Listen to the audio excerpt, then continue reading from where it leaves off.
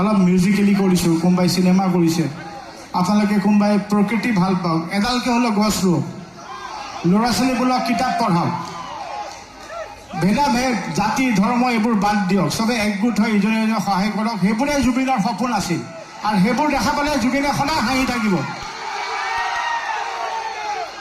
আমি চব কৰি যাম, কিন্তু তাৰ মাজত এটা মেইন কথা আমি পাহৰি নাযাওঁ, justice for, justice for, justice লাগিবই আৰু ল'মেই, এইটো কথাই নাই। হত্যাকাৰী শাস্তি পাবই লাগিব, তেতিয়াহে জুবিনে শান্তি পাব। যদি আমাৰত আছে হত্যাকাৰী শাস্তি লাগিবই আমাক, বাকী কোনো কথা নাই।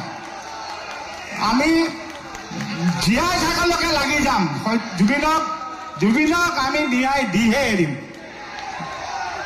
সেইকাৰণে জাষ্টিছ ফৰ, থেংক ইউ। আৰু এই মৰম আৰু এই যুঁজটো আমি কেতিয়াও হেৰাব নোৱাৰোঁ। এইটোৱেই জুবিন গাৰ্গৰ কমৰেডছ। আমি এই আছো, এই কণ ভাইটি, এইবোৰ আমাৰ নেক্সট জেনেৰেশ্যন। আচ্ছা, তাৰ মাজত মই আকৌ কওঁ, জুবিনে বহুতো, কিছুমানে জানে বা কিছুমানে নাজানে, বহুত ধুনীয়া সৰু সৰু কবিতা লিখি গৈছে, আৰু তাৰ 2খন কিতাপো পাব্লিছ হৈছে অলৰেডি, আপোনালোকে মাৰ্কেটত গম পাব।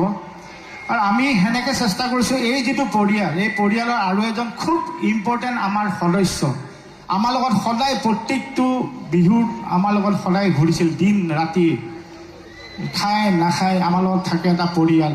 আৰু সেই পৰিয়ালৰ সেই সদস্যই মোক সদায় কৈছিল যে এই পৰিয়ালটো ভাঙি নিদিবা, মোৰ এই পৰিয়ালটো সদায় পৰিয়াল হৈ থাকিবা।